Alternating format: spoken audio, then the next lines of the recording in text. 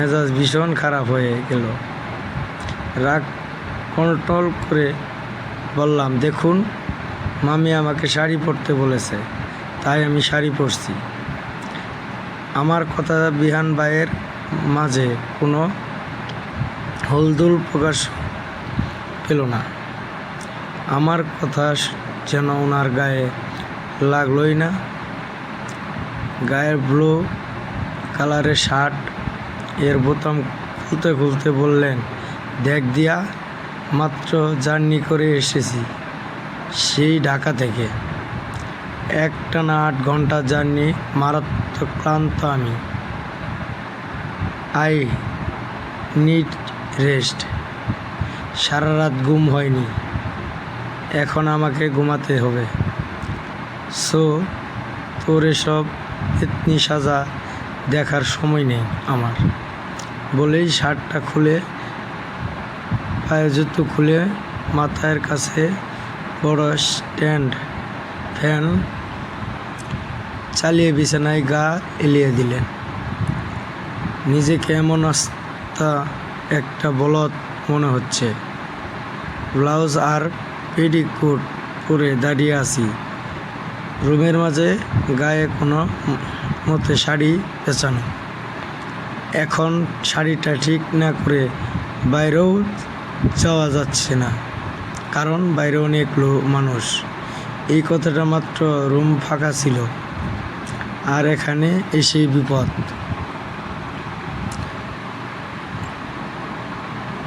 অসহায় দৃষ্টি নিয়ে বিহান ভাইয়ের দিকে তাকিয়ে বললাম, বিহান ভাই প্লিজ 5 মিনিটের জন্য বাইরে যান না, আমি শাড়িটা পরেই চলে যাব। না হলে এভাবে কিভাবে বাইরে যাব? চোখ বন্ধ করে আছেন বিহান ভাই, ক্লান্তিতে কপালে হাত দিয়ে আছেন। চোখ বন্ধ করে বললেন, তোকে কি আমি শাড়ি পরতে আটকেছি? বুঝলাম না। আর এটা তোর বাপের রুম না, এটা আমার বাপের তৈরি করা বাড়ি, আমার জন্য বরাদ্দ করা রুম। তাছাড়া তোর সাহস হলো কীভাবে আমার রুমে এসে আমাকে রুম থেকে বেরোতে বলার?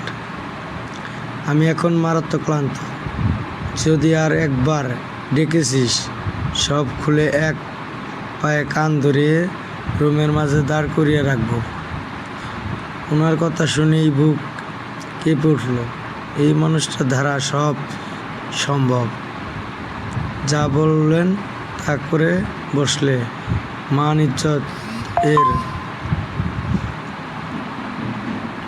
ফালুদা হয়ে যাবে। রাগের বসে কি করেন বলা যায় না। অসহায় কণ্ঠে আবারও বললাম, আমি আপনার সামনে শাড়ি পরব না। বিহান ভাই এবার ক্রোধ উসকে আমার দিকে তাকিয়ে বললেন, তোর কি আমাকে চরিত্রহীন মনে হয়? ইউ মিন তুই শাড়ি পরবি আর আমি হা করে তাকিয়ে দেখব? এসবে আমার এক বিন্দু ইন্টারেস্ট নেই। ইউ নো ভেরি ওয়েল দিয়া, আমাকে চরিত্রহীন প্রমাণ করার জন্য আমার রুমে এসেছিস, তাই না? কাজু বাজু মুখ নিয়ে বললাম, দেখুন আমি ওভাবে বলিনি। আমার লজ্জা লাগছে আপনার সামনে শাড়ি পরতে। ছোটোবেলায় যে খালি গায়ে আমার গাড়ে ছড়তি, টাস টাস করে গলা চড়িয়ে ধরে চুমু দিতি, এখন লজ্জা লাগতো না? আমার কাছে সব প্রমাণ আছে, বুঝলি? পেনড্রাইভে সব রেখে দিয়েছি। এখন এসেছেন আমার লজ্জাবতী, কানের কাছে কাওয়ার বাচ্চার মতো কাকা করছিস না?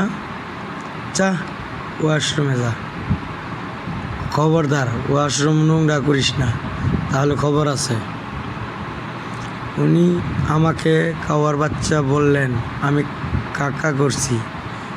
যেহেতু এটা ওনার রুম, তাই এখন ওনাকে কিছুই বলা যাবে না। ওয়াশরুমে গিয়ে শাড়িটা পরে নিলাম। শাড়ির আঁচল ঠিক করতে করতে বাইরে বেরোলাম। বেরিয়েই পরাণ চমকে গেল। আমার সামনে 6 ফিট হাইটের সুন্দর ফর্সা বিহান ভাই দাঁড়িয়ে রয়েছেন। গায়ে সাদা সেন্ডো গেঞ্জি, পরনে অফ হোয়াইট জিন্সের 2 পকেটে 2 হাত গুজে দাঁড়িয়ে রয়েছেন। ওনার চোখ দুটো পির্নিকার গভীর চাহনিতে আমার দিকে তাকিয়ে আছে। কি করছিস কি? আমি ওয়াশরুমে গিয়ে তো এক্সট্রা সাউন্ড ও করিনি। ভয় ভয় মন নিয়ে বললাম, কি হয়েছে বিহান ভাই? বিহান ভাই আমার চোখের দিকে তাকিয়ে বললেন, ব্লাউজের বোতাম 5টা, একটা খুলে রেখে ফর্সা প্যাড বের করে রেখেছিস কেন? পেটের তিলটা স্পষ্ট দেখা যাচ্ছে। এটা কি শাড়ি নাকি মশারি যা পরেছিস? শরীরের গঠন সবই বোঝা যাচ্ছে। বিহান ভাই এর কথা শুনে চোখ কপালে উঠলো আমার। বলেন, কি উনি আমার ব্লাউজের কয়টা বোতাম সেটাও দেখা যাচ্ছে? লজ্জায় মনে হচ্ছে এক্ষুনি ফ্লোরে লুটিয়ে পড়ে যাব। বিহান ভাই শাড়ির আরেক ভাঁজ বুকের উপর দিয়ে একটা সেফটি লাগিয়ে দিলেন আর বললেন, উল্টা দিকে ঘুরে বোতাম লাগিয়ে নে। আর ওয়াশরুমের দরজা খুলে যদি রাখবি, ওয়াশরুমে যাওয়ার কি প্রয়োজন ছিল? আমি ওনার দিকে তাকিয়ে বললাম, তার মানে আপনি? হ্যাঁ, তার মানে আমি এদিকে ঘুরে শুয়েছিলাম।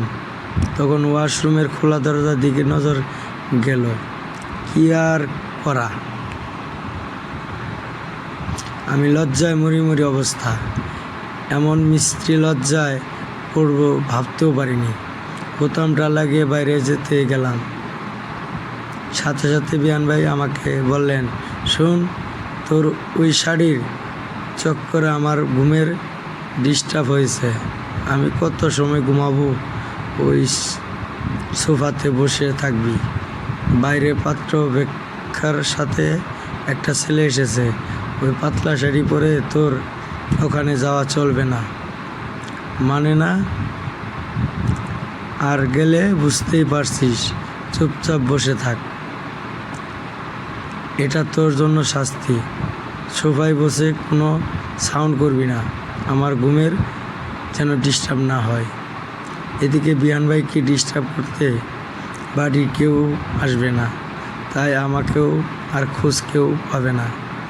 এইদিকে পাত্র পক্ষ এসে চলেও গিয়েছে, বিয়েও ঠিক হয়ে গেছে।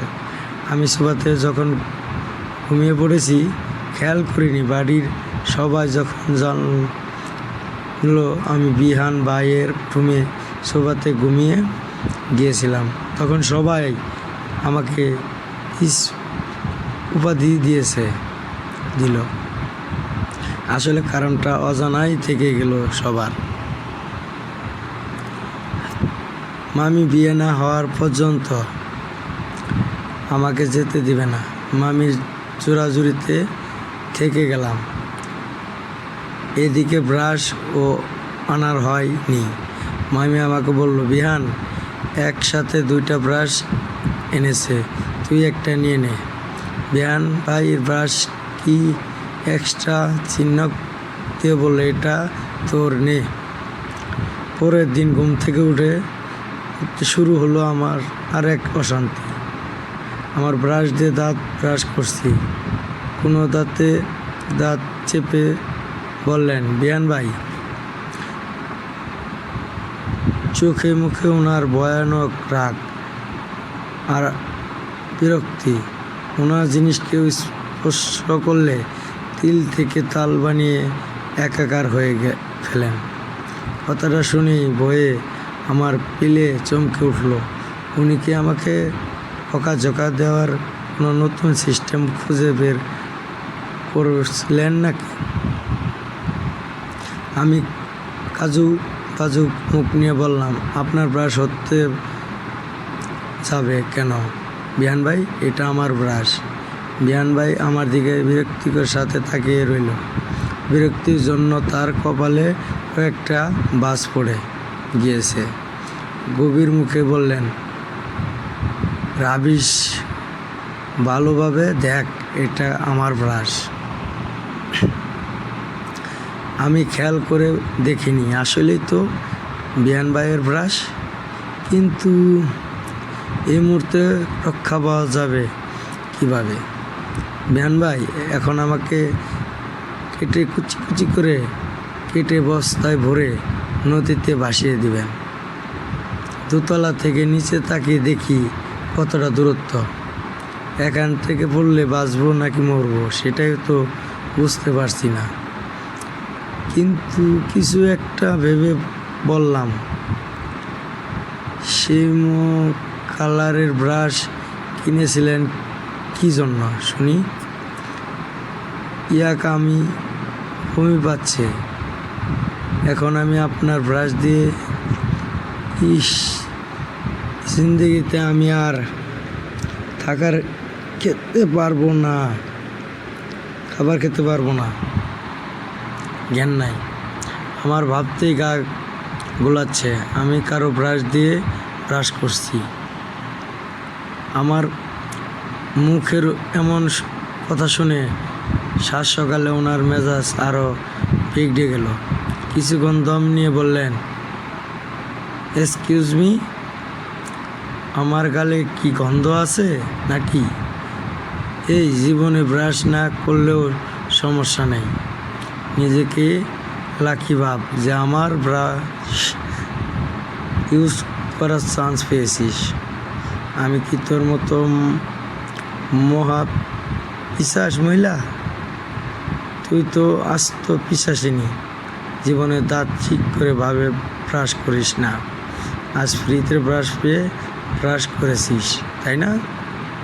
আর ব্রাশের চিহ্ন দিয়ে রেখেছিলাম, তবুও ভুল হলো কীভাবে শুনি?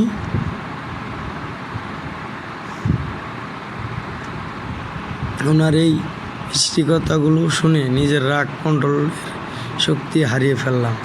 রাগ ঘন ঘন নিঃশ্বাস নিচ্ছি, নাক মুখ ফুলিয়ে বললাম, আপনার কি মনে হয় আমি ব্রাশ করি না? আর আমি পিশাচ ফ্রি ব্রাশ পেয়েছি? আপনার মতো ইন্টারন্যাশনাল কৃপণ এই বাংলাদেশে নেই। ইস ইস, এতটুক চিহ্ন বোঝা যায় নাকি? কিপটামির জন্য একটু বড় ছোট চিহ্ন দিতে পারেননি তাই? ও আচ্ছা, তোর যে চোখের সমস্যা আছে সেটা আগে বলবি তো। এখন দেখছি তোর জন্য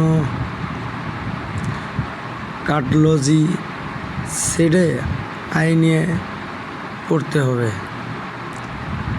আমাকে আই বিশেষজ্ঞ হতে হবে শুধুমাত্র তোর চোখের সমস্যার সমাধানের জন্য।